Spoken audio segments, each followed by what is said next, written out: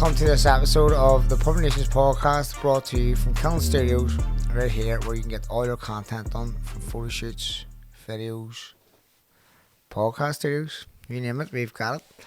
What was the day? How's the hair, first of all, Ciaran? All good, mate, all Ciaran good. McCourt, by the way, top actor coming out of Belfast.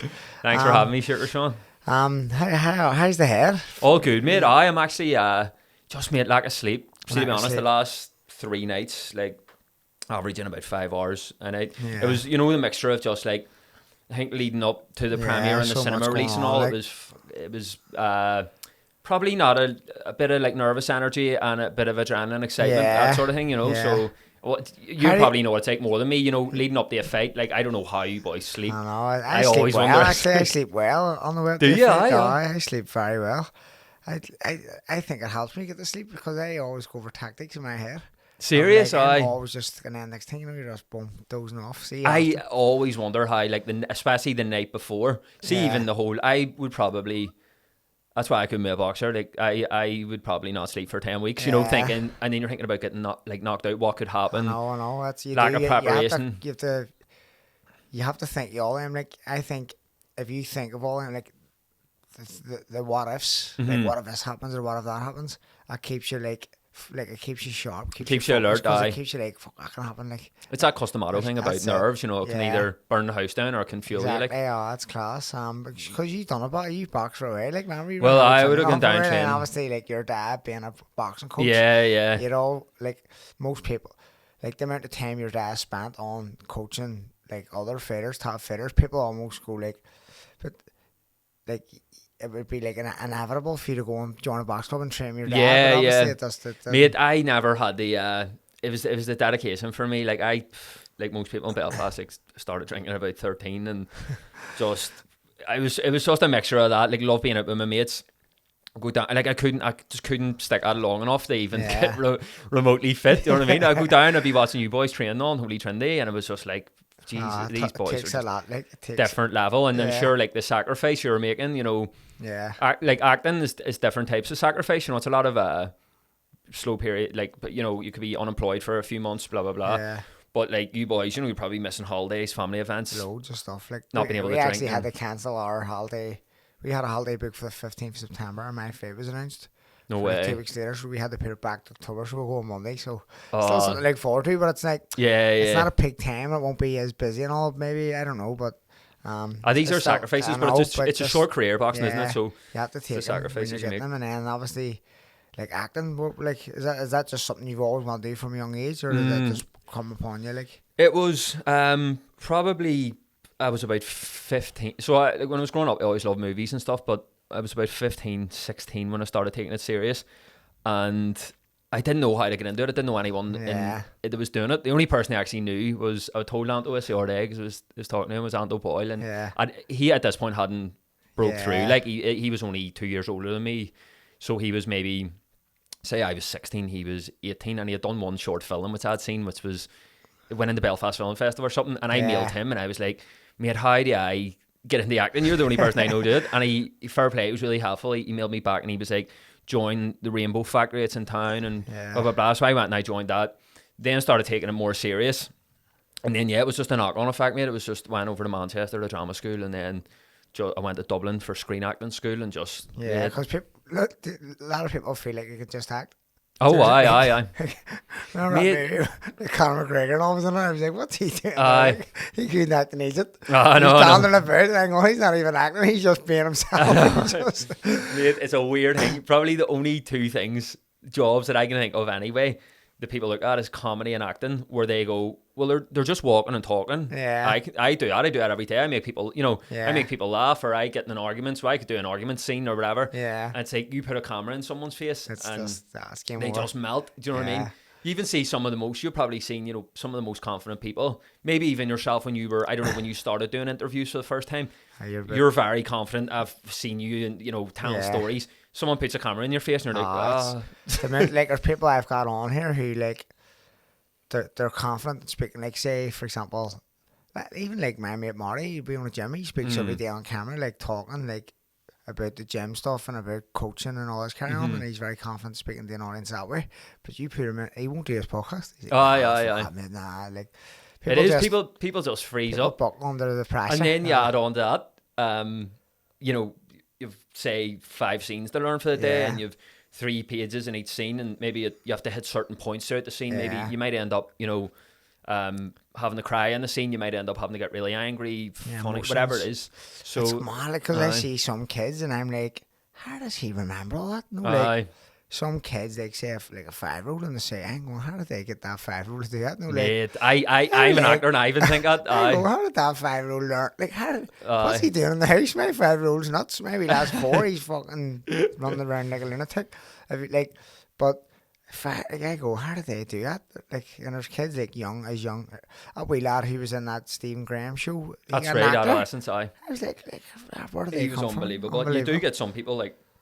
Even Macaulay Culkin was very young when he did Home Alone, you know. No, that's a perfect example. I honestly, mate, I have no idea. Like, I think about that as well all the time when I see young people because like remembering, I've worked before where, you know, you might have a baby in the scene. Yeah. So the baby just has to sit there, and sometimes it can be a nightmare because if it starts crying. There's nothing you can do, you know. Yeah, usually you'll have the mum on set, and she'll come over and cradle the baby, calm her down or whatever. But when you're seeing then 5, 6, 7-year-olds and they're being given scripts and they're killing it, you're like, how are you doing this? Like, I know, it's mad. But like you were saying, like, Aunt Oh Boy, like I feel like now the acting scene in Belfast is just taking it, like, it's just evolving massively in the last few years. Like if you look at it, like, they're actually doing, like, starting to do series and all here now, which, like, more so I think back in the day was probably only pulling moves that we knew of, like. Aye. And then you're right. Like back in the day, it was like pulling moves, and you were going, an actor. Like, imagine going, who's an actor from Belfast? Like,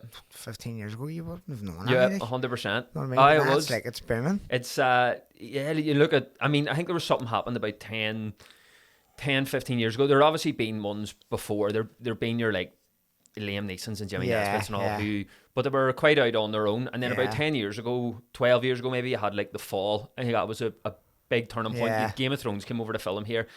A lot of investment got put in. So in the arts, just, you know, a lot of people I think were getting more into it. Like now, as you say, like blue lights and all, just one up after. You know what I mean? It's crazy. Unbelievable. So like, there's so much potential. Even Kneecap. Kneecap, just like, they're not even actors. And I know, like, I went to premiere for that as well, and they were actually very good acting. Unbelievable. I said to my wife, like, Dervla went to Rainbow Factory when she was a kid. So she's into all that, so she wants to get Carbra into like acting as well. She wants to like go to drama school, all this kind of. So she met a lot of friends through drama school. She went there for like her whole life, and actually we were at one of her friends' weddings from drama school in Marbella, and it was just like all these amazing like singers from like London, and they all act in like theatre. They do theatre. Yeah. And they're just like, the whole entertainment was just all them and singing throughout the day. And unreal. Like, this is unbelievable. Not like the weddings you're used to. Exactly. Yeah. Like all the lunatics today, you get some characters at our weddings, but their one was more like professional characters. You know what I mean? It was unbelievable, but like it just seems like back in the day, it was like. From where we come from, you know, fuck, we're drama school. Get us our nose up, but see now I'm like, go and get my wheel hand out the fuck. Mate, 100%. There's 100%. Good. I think as well, it's so funny. I've thought about this a lot. So like even when I went to school and all, it was only in my year for the A level drama. It was there's only 3 fellas, like me and my 2 mates, or whatever, did it, and a lot of people, like, you know, with fellas, like. It was funny because I was like, at the time when I was growing up, I was 15, 16, 17, that, you know, you're late out of the weekend, you're lighting bins on fire and drinking, and then you're getting in on Monday and rehearsing for a play and all. You feel like you're leading a double life. It's like Glee or something. And you don't know the real me. You don't know the real, exactly, mate. And I was like, but it's funny because people have association with drama and all. They're like, blah, blah, blah. But actors, everyone think is cool, you know? So it's like, all their favourite celebrities is like Denzel Washington, Bradley Cooper, or Leonardo DiCaprio and all. But you're like, well, you have to go out do drama at school, you know. You have to get that stage. Exactly. But then if I do it from Turf Lodge, they'll all turn their noses. Exactly. Where it's like, I mean? I think maybe it's just the name drama. People think drama. Like, I don't know, but I think maybe if you called it acting or whatever, people, because when people, you know, say you tell people you're an actor or whatever, they are usually quite interested in it. It's one of their jobs. People are like, oh no way, like what have you done or blah blah blah. But yeah, Because you would.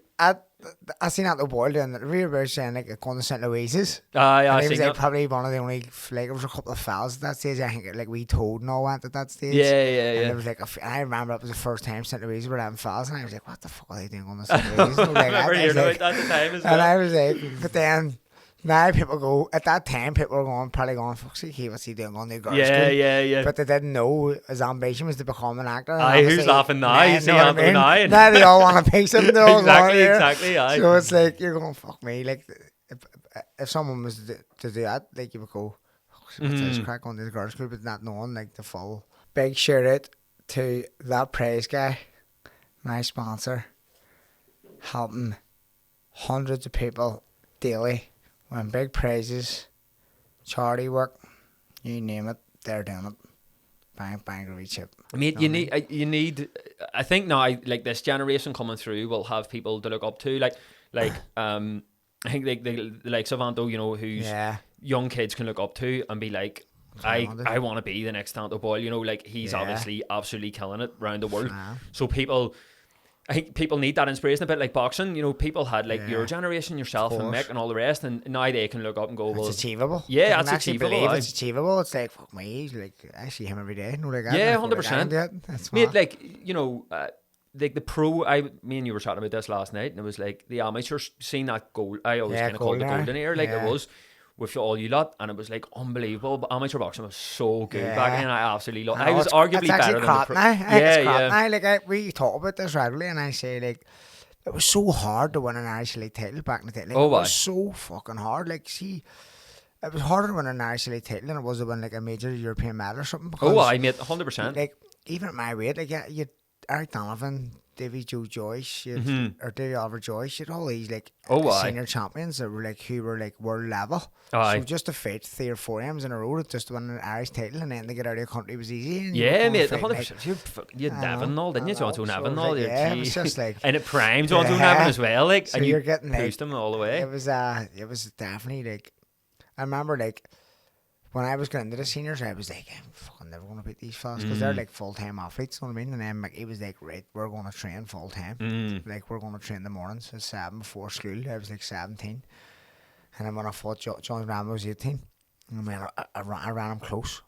I remember that. It was like a point. He beat me by a point. And I was like, fuck me, like, I can win these. Like, yeah. That was like the point where I went, like, I can win these. Was that just after the Olympics too? When he won just before when he won silver. He that's won right. Gold, or he won a bronze at the World Championships. The Cuban beat him, and then he fought me like 3 months later in the Irish seniors, and so that was in January, and he was going to London. He'd already qualified for London, because I remember him saying like after that fight I wasn't going to go to work. Like I didn't know how good you were. I just thought I was going to go on and blast you out. It wasn't like, but then I wasn't giving you praise for like how good you were at that time because you weren't really on the scene. No one knew you were.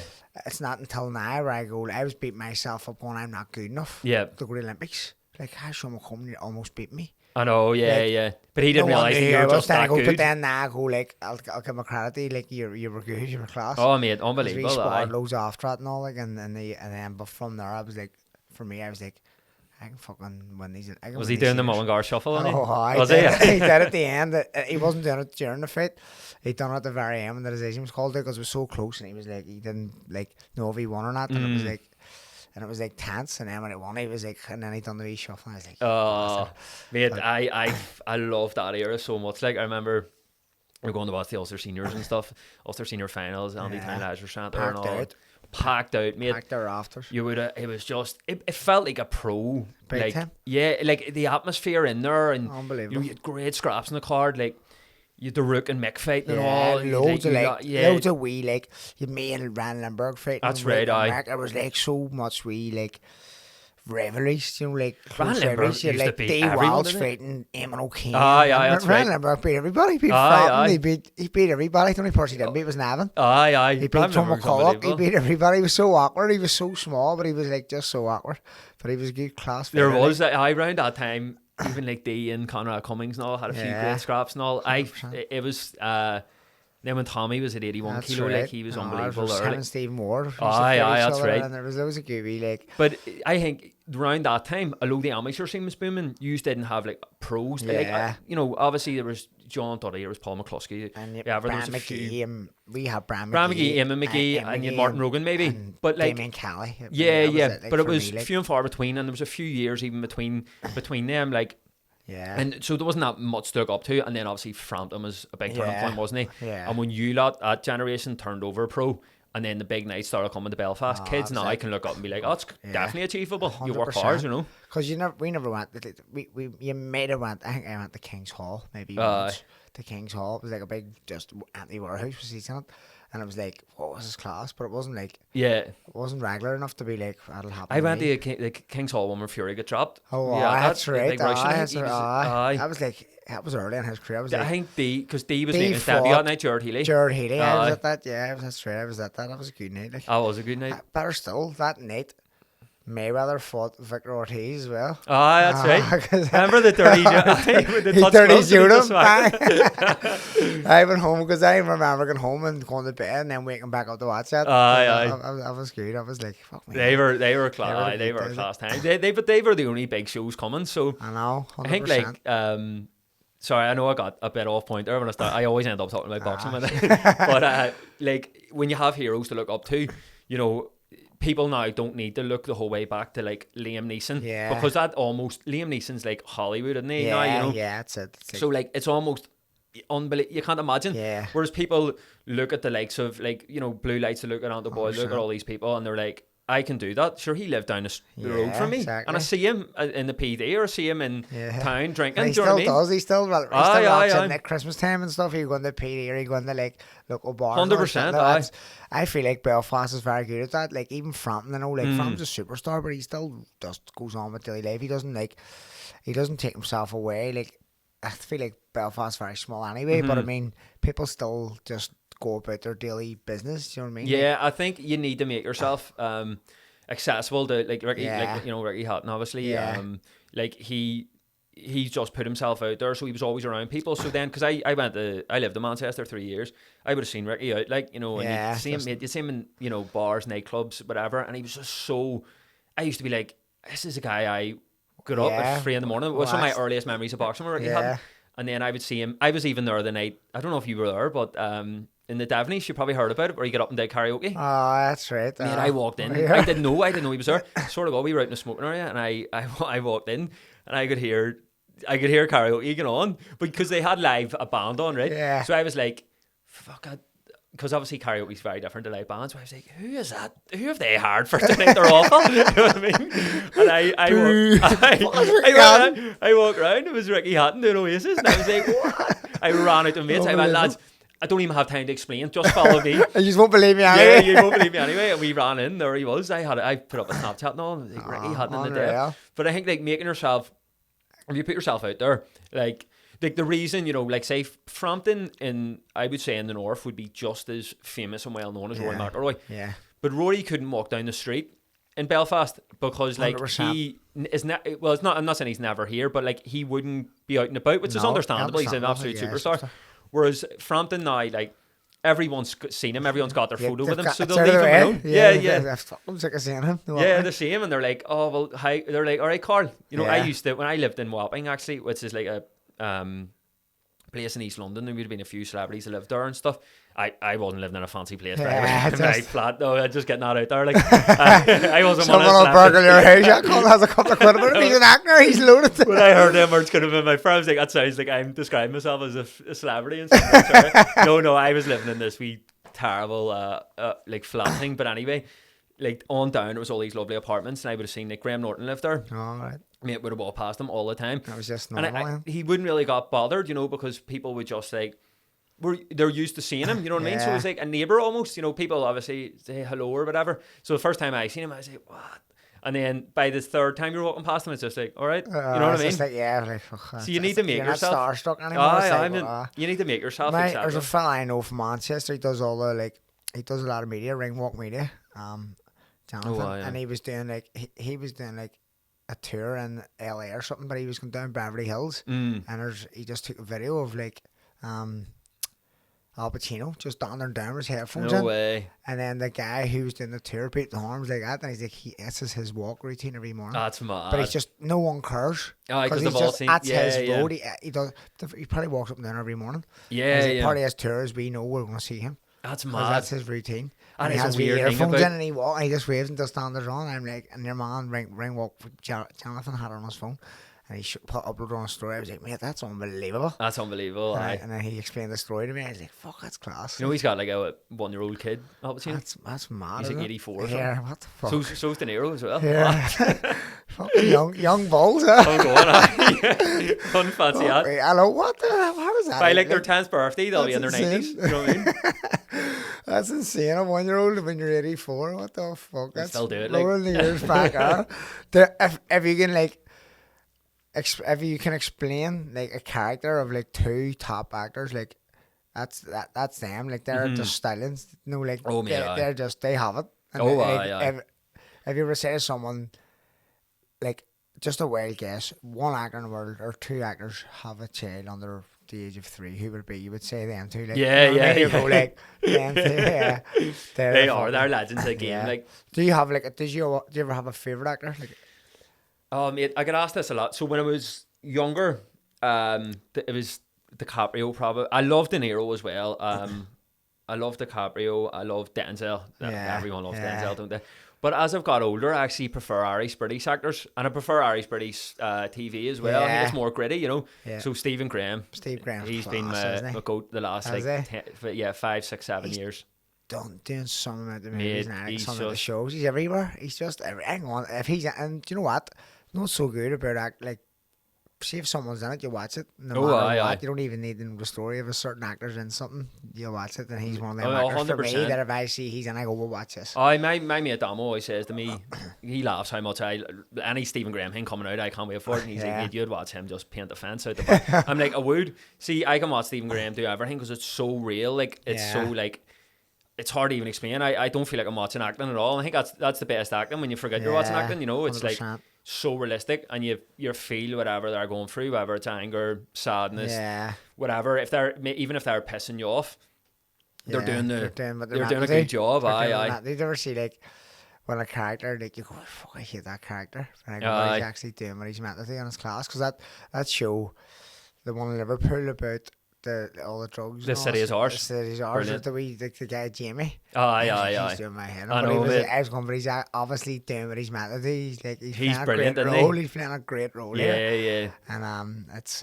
No, class you're to see. doing it. I'm doing a show in Dublin at the minute, which is on TV down there, and I like my character's a real prick, and it like everyone hates him, like, and mate, the abuse I get like online, it's mad. Like, Yeah. seeing when I'm out and about in Dublin or whatever, everyone's lovely. You know, you get people come up and Yeah. just say hello or whatever, and everyone's lovely. But online, they're like, get that naughty bastard back to Belfast. Get him on a one-way ticket back to Belfast and all them. Like, fuck. jeez, lads, don't be. It's not the head, Aye. it's not the real me. Exactly. I'm like, it's only. But then, I have to remind myself, if they're feeling that way towards me, I'm doing something right.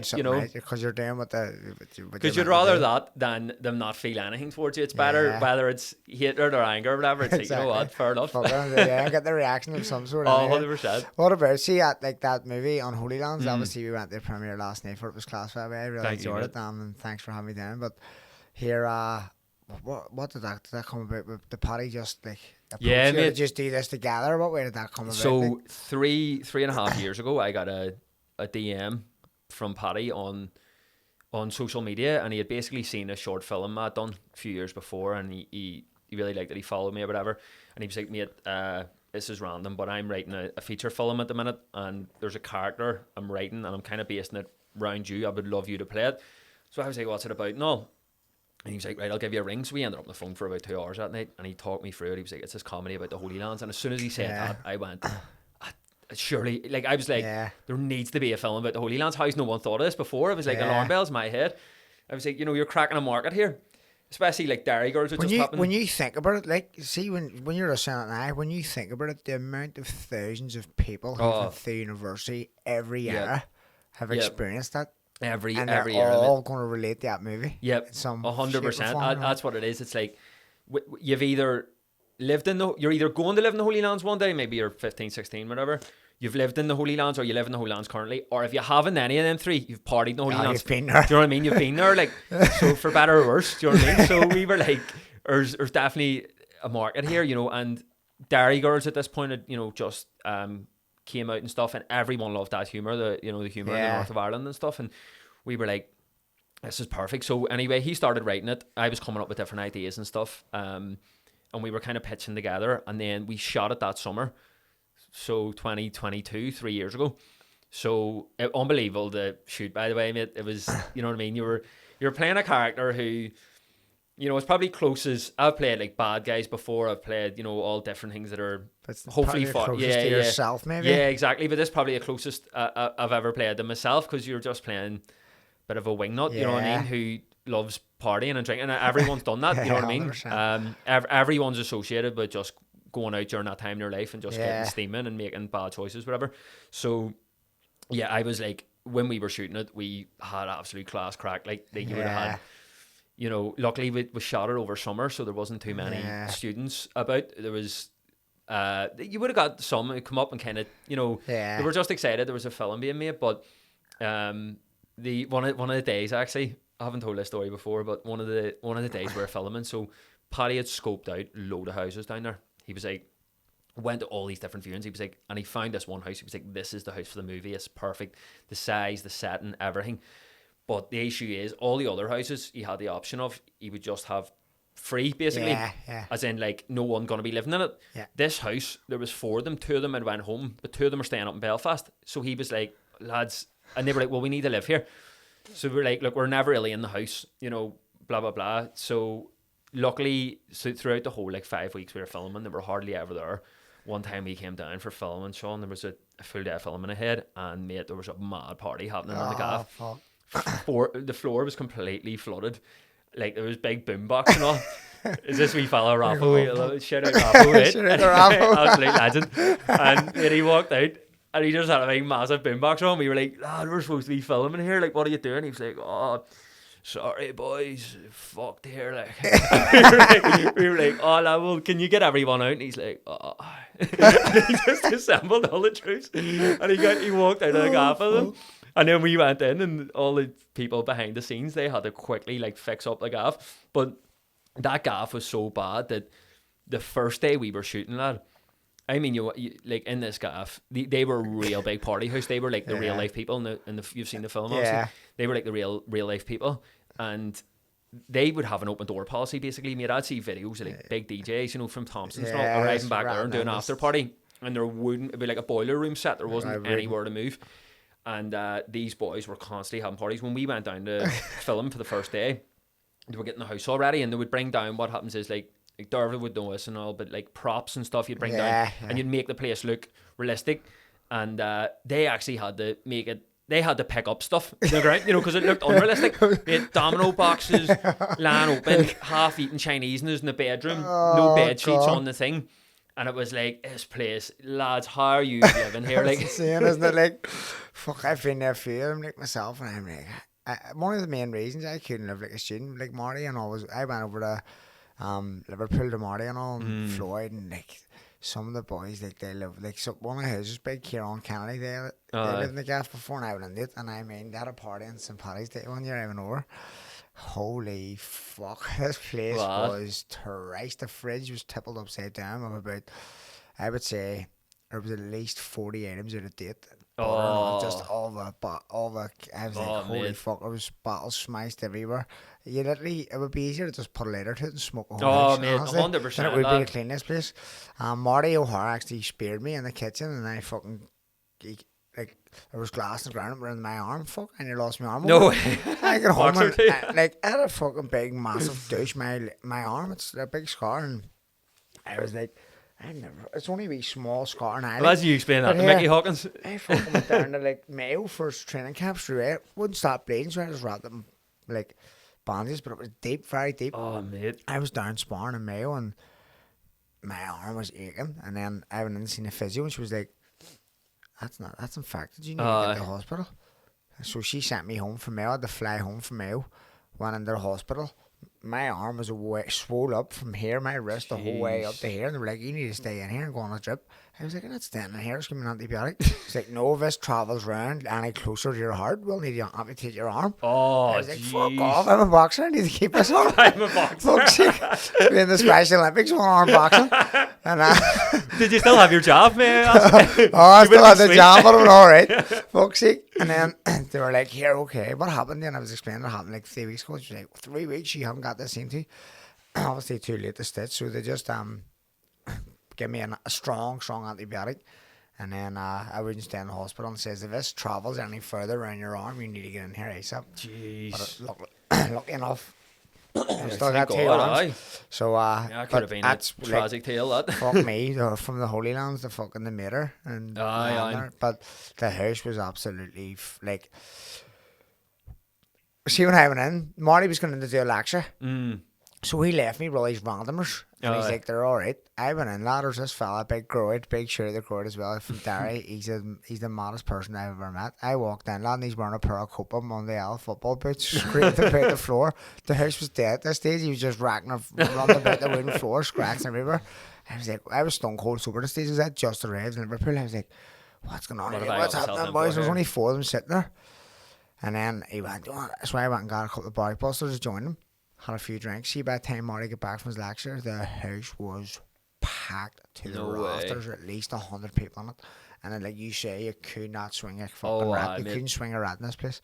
And it was like, I was absolutely steaming. He was like, lad, I've left you for 2 hours. What have you done? I was like, oh.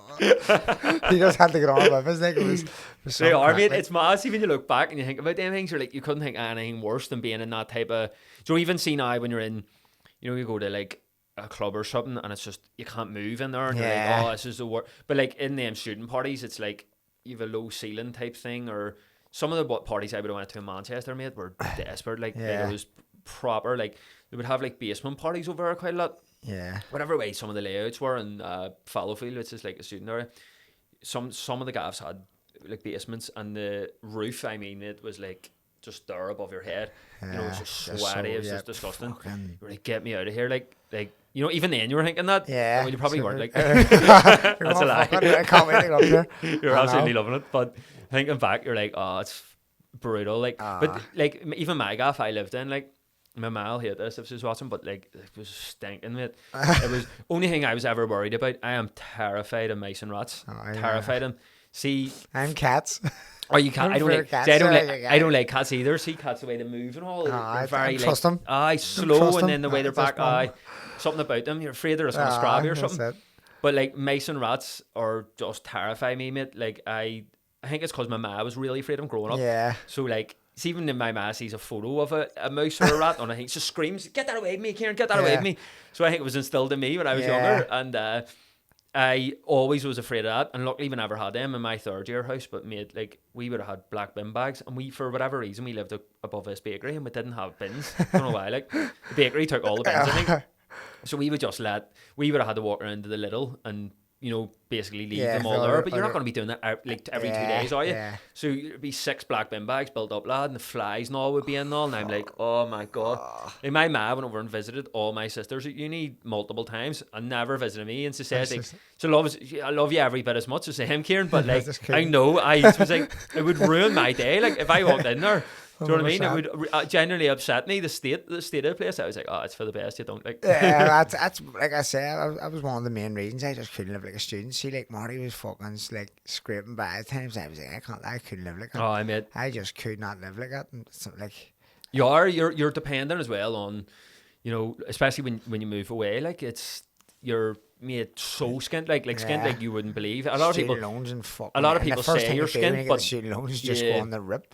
Oh, I mean 100%. Because see when you're 19, 20, 21, see getting say $3,500 into your account, that's like being a millionaire, isn't it? Rich. You know what I mean? Like, so you're like, go. I'm rich, but that has to last you 3 or 4 months. Yeah. So like, and you're like, go out and you go mad in the first week, and you go out and get new clothes and all. I was always jealous of my mates, see, back in Belfast. Yeah. So they were getting their loan, but they're maybe living with their so they could keep it all. Oh, it was all theirs, and I was like, that's lethal. Mine was going out the door and rent straight away, and then I had to kind of ration the rest of it.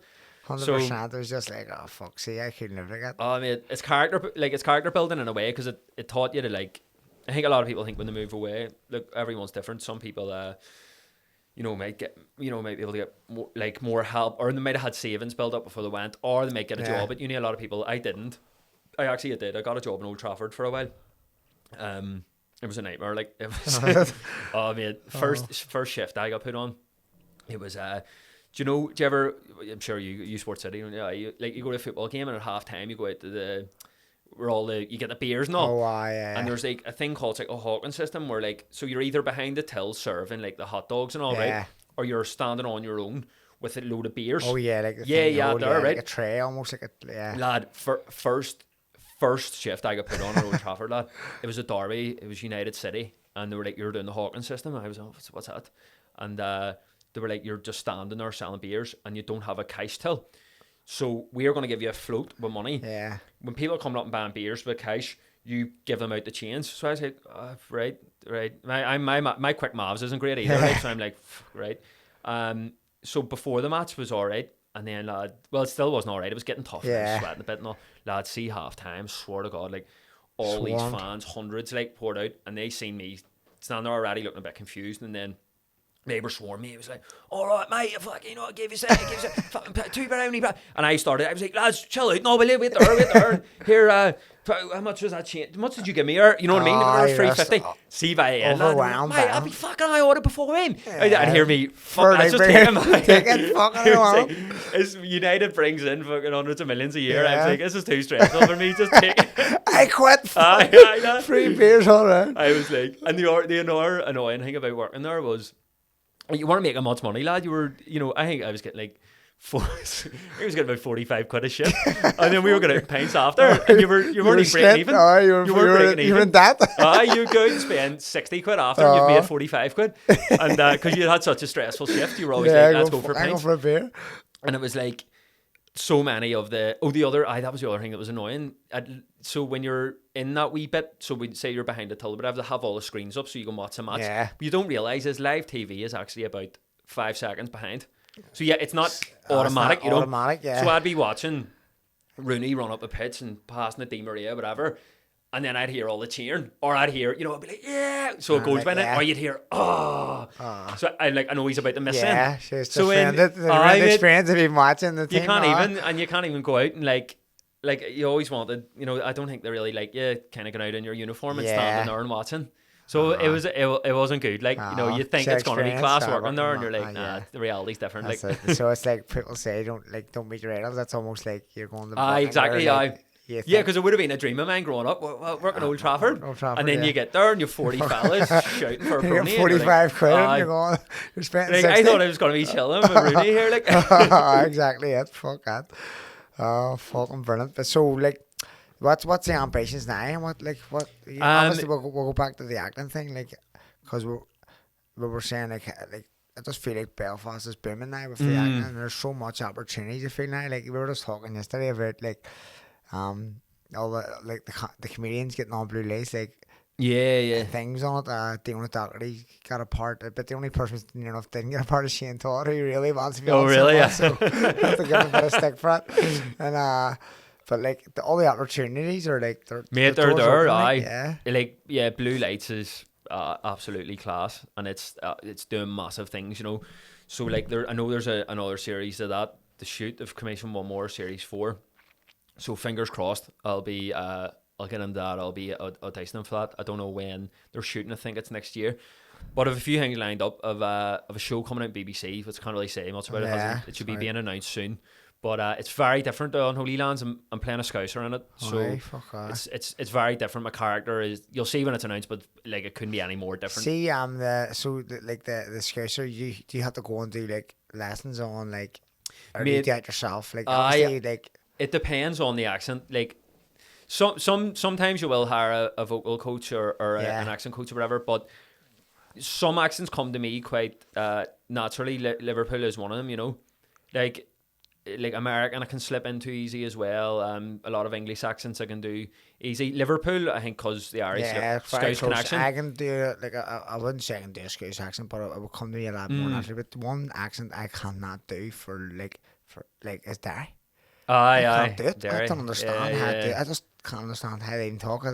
Sometimes People say to me, like, you're good at like accents. You're good at accents, and I go, fuck it. See, Darry, I can't do it. I don't want to. I just don't yeah. understand how So to do it. sometimes some accents, it's weird. Like I could do maybe some like random like a New York accent. Right now, I've only been to New York once in my life, 11 years ago.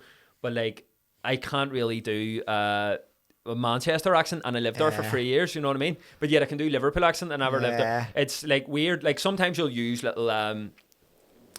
little phrases to get you Indian accent. So sometimes that's all you need. Like if you're doing Dublin, I'll be like, relax now. Oh yeah, talk about Ballymun or something. Yeah, I don't give a fuck about that. It's that kind of thing, and then you slip in as North Dublin, or like you'll always have little things where like you can that'll get you into the accent, and then you're back into it. Some people, actors, a lot do it differently. A lot kind of stay in the accent. I've tried that outside before. of like even outside of shooting, just every day, like just mate, I've like becoming that character. Like I remember flying over to London for an audition once. I was only 20, 21 at the time, and it was for this big American film. It was happening. It was one of my first big auditions or whatever. And I was like, "Fuck, I'm really gonna go method for this." Method acting. And I flew over to London though, and I woke up that day, and I kind of said to myself the night before, when I wake up tomorrow, I'm gonna just stick in this accent the whole day. So I walked into a cafe and I was like, "Hey, can I get an Americano?" Like, talking like this, and get on the bus and all, like, "Hey, can I have a ticket into London, please?" And then I get into the casting room, and the woman goes to me, "Oh, Ciaran," she was like, "Oh, Ciaran, how are you? You flew over from Ireland today, didn't you?" And I straight away melted because I was like, she knows now I'm Irish. This is going to look ridiculous. And I was like, aye. They're alright. And straight away I was out of it. I'd be like, I was doing that American accent all day. But you feel like a dick. Like you're 100%. Fuck me. That's where I feel like I would buckle like a lot of like we're saying about the cameras being on a lot there, that wouldn't faze me, but I feel like going on there like auditioning in front of someone and having to like someone basically saying tell you yes or no, like not yes or no with their name, but I mean they're probably like, to ever see like when I done my driving test, obviously you don't drive, do you? I do, but I just don't have a car. So I was like, when I was doing my first driving test, I remember like I knew I fucked it. And I was like, what am I here for? It's like, that's the way I would be in an audition. I'd be like doing an audition, like the first word I would say in a different accent, I'd be like, why the fuck am I here? I would just go, fuck it, I don't want the part. There's nothing worse than when you're doing it. I luckily, not rubbing it in, I passed mine first time, like, but I'm a shy driver, like, so I don't know how I flicked it. But I was like really worried about before, like basically when I did it, I waited way too long you pull out a voucher, I don't know what you did yours, but House of Sport, around that I must have waited there what felt like about 10 minutes. It was probably only about 15 seconds, but the driving instructor actually had to tell me to go. So I was like waiting for like there to be completely clear of cars. No cars. And I was like, oh no, this is a nightmare. And he went, do you want to go there? And I was like, it was 5 minutes in, and I was like, I've ruined this. Somehow I ended up passing. Maybe it wasn't a bigger thing than I thought. My mate told me a story the other day, but where he about 5 minutes into his, like, I can't remember what he done. I think he hit a curb or something. One that was like a straight up red flag major. And he just hit the brakes and went, well, mate, that's it. Fuck then. Like, and he said to the guy, do you mind if we just swap seats here and you drive back to the centre? And the guy went, for us to do that, we'd need your driving instructor to drive down here because it's his car, whatever, and drive back. So he had to like, he said he drove the whole way back to the centre. He says it was the best he'd ever drove because he had no pressure. He said he had his hand out the window and all, like tapping the thing, driving with one hand. my Mark cousin was doing like driving lessons years ago. He doesn't drive, but he was doing those driving lessons, and his story's a fucking belter. It was like his neighbours were standing at the bottom of White Rock waiting on a black taxi, and he flew by and pulled in. We said to his driving instructor, can I give him a lift? His driving instructor was like, no, you're doing your, he was only doing his lessons. He said, mate, you're doing your driving lessons. He's like, I know, but they live right beside me. He was like, go, you fucking give him a lift. He was like, yeah, he's on a lift. And that's like, unbelievable. Oh, fucking and then another one, he was driving down one of the bypass. Do you know what an emergency stop is? He says, no way. He yanked the handbrake. What are you doing? That should be banned for life. You shouldn't even get a second chance. Oh, lucky enough he didn't fucking ever pass the test, so he does not train. But your mum was only asking, do you know what, like today we're doing emergency stop, do you know what emergency stop is? He just checked the handbrake. That's fucking hilarious. I know some people who have failed theirs about 8 times, and I'm like, at what point do you just give should up? You not be allowed it? At what point? Yeah, I know. I was always mad worried about, like, you know, obviously the roads here are bad, like specifically. I done one of them DOE ads, so I was always extra worried that it would like, be some sort of weird. My mum was one of them. It was I taxed them while driving. I killed 2 brothers in it. You know what I mean? And then I was always worried, like, fuck, I don't know. It was in the back of my head, like, because I've done a DOE ad, but I haven't actually drove that much. I got my license, and then I moved straight to Manchester. Yeah. So I mean, I've probably drove like, in the 10 years since I passed, lad, about a combination of 5-6 weeks. Seriously? So I mean, so I wouldn't even be at now. I wouldn't be at confident driving, because I think you need to be doing it. Yeah, I think you learn more driving when you actually start driving. No, I definitely. Your lessons and all, like, you don't actually learn the road until you start driving yourself. Like, well, I got very confident at one point in the lessons, a bit like what the story I was telling about my mate, you know, driving in one hand, and I used to think that would impress my instructor. So I would start doing, you know, because they're all like 10 to 2, you know what I mean? And I would have been like, because you watch your dad driving, and any good driver, it's like they've one hand on when they're reversing, they've just, just pure relaxing. So I was trying to impress him, being like, look, mate, I'm one of these, you know what I mean? I'm the man here. And he's like, what are you doing? Yeah, just put your hands on the fucking put your hands there, do you want to pass your test or not? And I was like, oh, sorry about that. Yeah, 100% is fucking, but I couldn't, like, there's people I know who don't drive, like Tro McCann, for example, has never drove, he's on base, never drive. And I'm like, how do you get through your life? I think it's just like, once you have it, I feel like you could never go without it. Like. Yeah. If I lived in Belfast, like I live in London, obviously, so you don't need the. In fact, it would be a nightmare to drive in London. No one drives, or it's fucking hard. Maybe like people with families or taxis and stuff, obviously. But anyone who's moved over to London, the tube system's that good. Yeah, and the traffic is mental. Like, it can take you. It's how big London is, right? We were at Rome the other week, and we got back into Stansted late, and we got a taxi from Stansted to Argaff, just another part of London. We were in it for an hour and 40 minutes in the taxi. I was like, I was thinking, Belfast, you can near got to Donegal. You'll be past Derry. You know what I mean? And we were only getting the one, and that isn't even by no means the furthest place in London to the furthest. I was just like here to a certain place. We were in London last. My wife, like, her family all live in Southampton, but her dad and brother Jim had worked in London for years, or like engineers, so they know the way around. We were we all went to the Coldplay concert like a couple weeks ago, and like they know all the tube systems, so it was so handy. You just jump on. They know exactly where they're going, so it's great. But the tubes were on strike on the Sunday. Was that the Coldplay? So we had to get a taxi somewhere, and I was like, it was once we get into the Uber, it was like taking us like. We were looking to go to Oxford Street, but it was taking like an hour and 20 minutes. Because of traffic, and the tubes were off, and I was like, fuck, shit. We sat in the traffic for like 40, we sat in the car for 40 minutes, and it was still like saying an hour. Brutal. And I went, fuck it. It was only like four mile away. Aye. I was like, let's get out and walk. We had all our bags now. We were going home that day, and we just got out and walked for like 20 minutes, and we were. 100%. I prefer walking places in general. Like, obviously it's a lot harder when you're with your, because even last night, like, that reminded me, it was like, you know, trying to get a taxi from the Premier, like SSE over to Revs, and it's like, you know, it's not that far of a walk, it's maybe 10-15 minutes. So I was like, Mom, will walk, and then my girlfriend was like, she's wearing heels, you know what I mean? And it's like, you forget that, you're like, right, well, we'll get a taxi. But like in London, always better if you can use a tube. But I remember that Coldplay concert with the tube strikes one the other week. It was a nightmare. They actually postponed. My mate was supposed to be going to Post Malone concert in London. They postponed that, so you were lucky it wasn't, because a lot of them, Coldplay even, I think, postponed one of theirs. They put it back.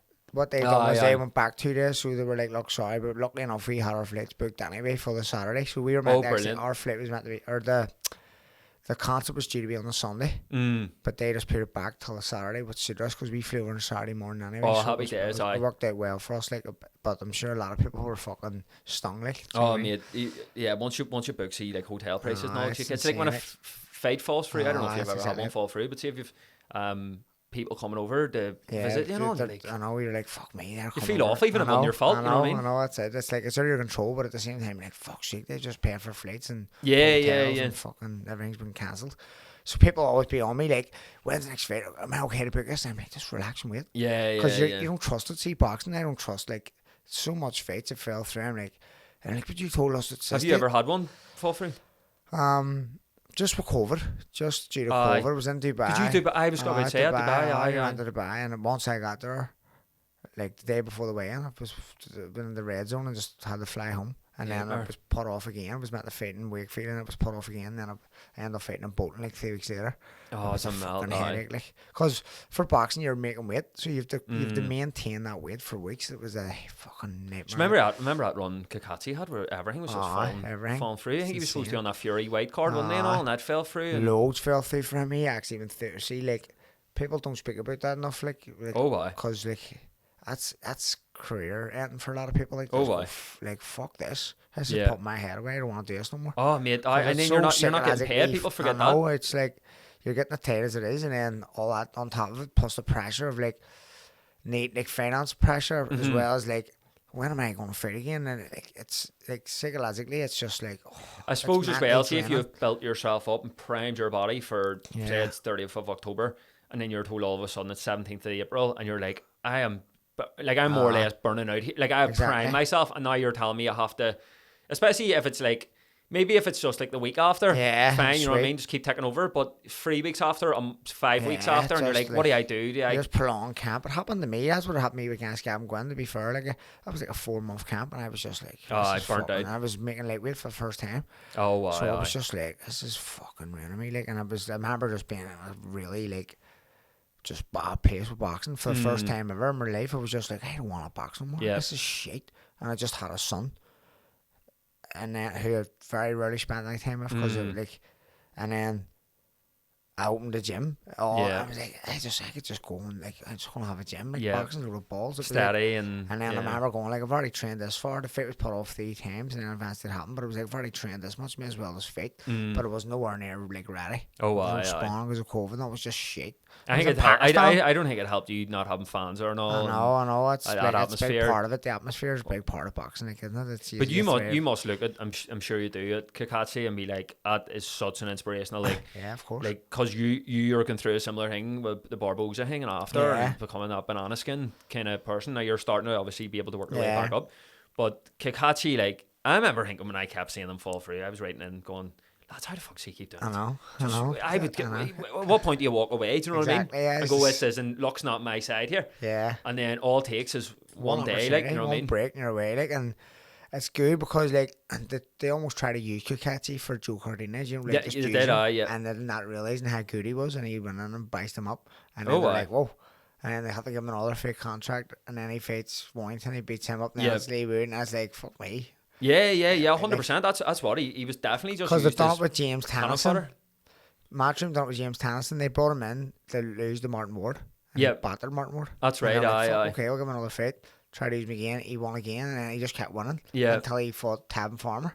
For world title, and he gets stabbed. That's right. But I mean, they were using him. And he kept winning, so it's like. They're using you until they're not. That's and exactly then they're like, here, this kid's alright. Yeah. And he's a good fan base, and it's, you know what I mean? And that's all you need is just that one fight, you know what I mean? That's all you need. But like, you were probably being used for Barbosa, let's be honest. I was like, 100%, but fucked him up, I knew that they were trying to use me. But I was like, how we got the fight.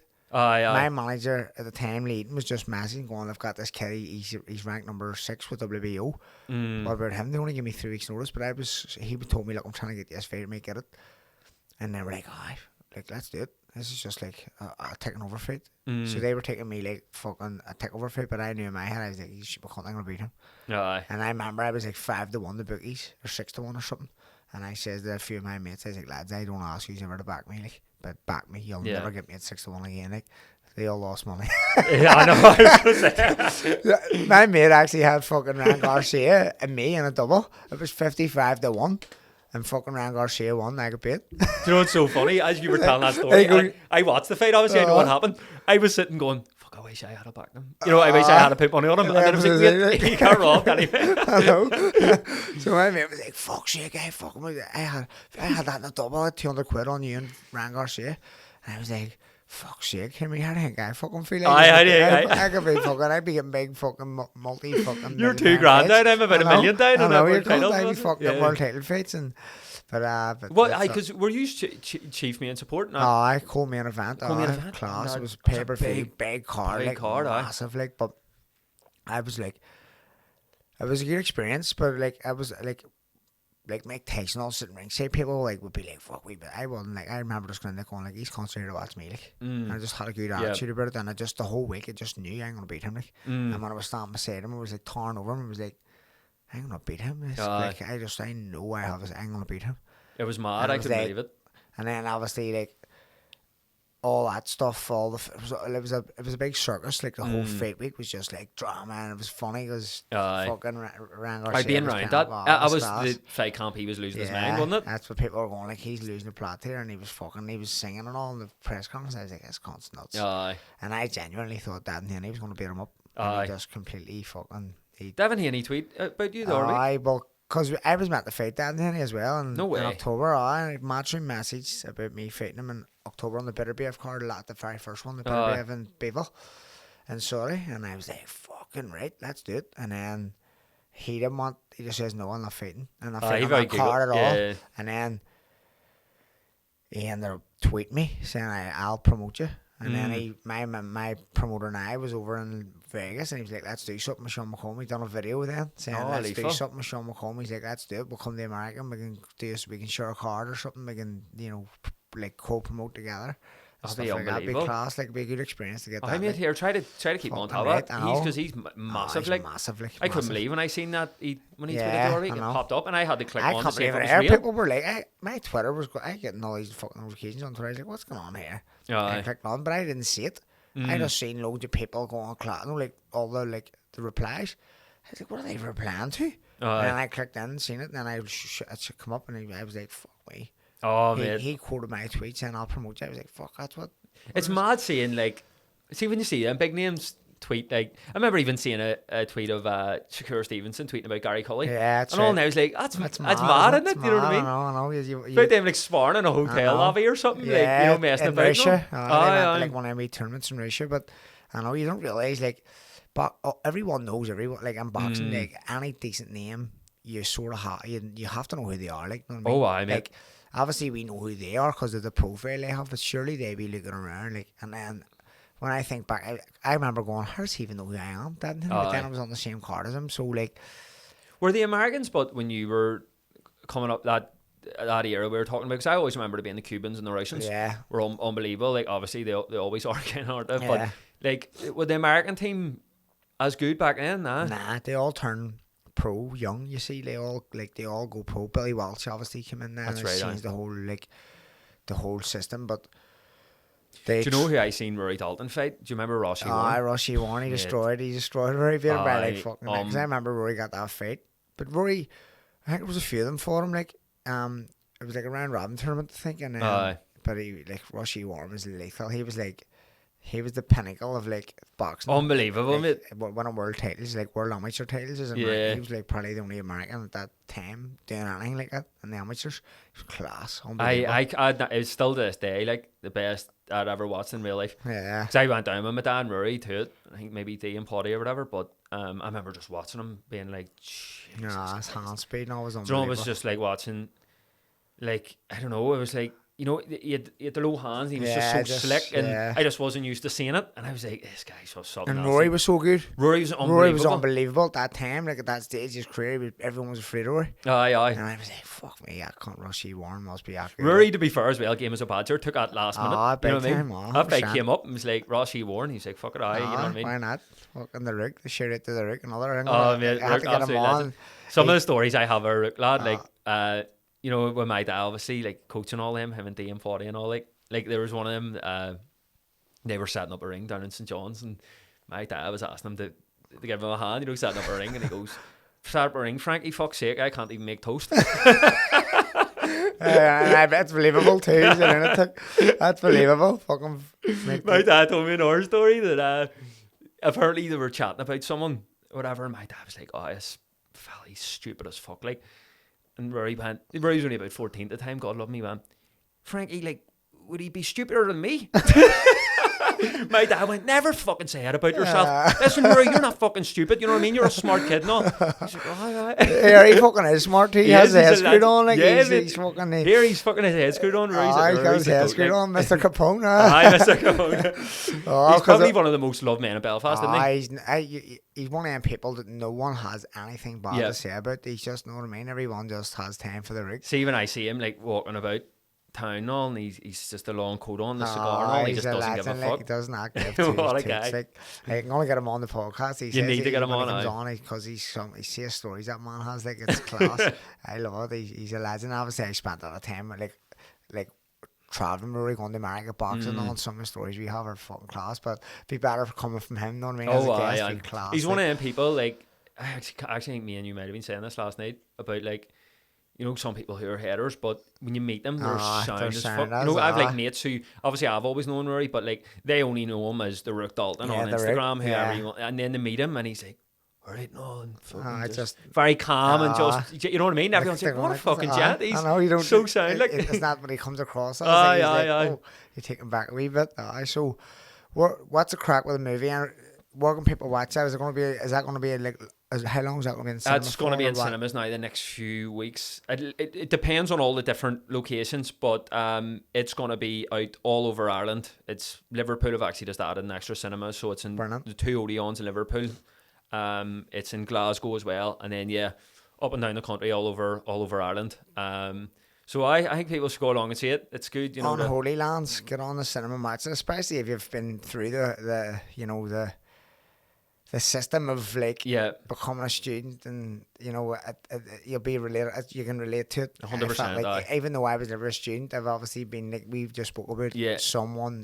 Everyone has experienced some form of like. Yeah, 100%. Like, in a student land. It's relatable. Like, there's relatable themes throughout. Like, you know, it's about kind of, you know, without sounding all actory, you know, about kind of finding your identity and what you want to be, and you know, pressures and stuff. There's something in it for everyone. Everybody, I know, but we really enjoyed it. But listen, we'll wrap it up here, and I just want to say thank you for coming on. I really appreciate it. Thanks for having me on, Sir Sean, and all the best in the acting future. Thank you. We'll see you in the Blue Lights season 4. Is it? Season 4. Come on. Come on. Thank you. Days.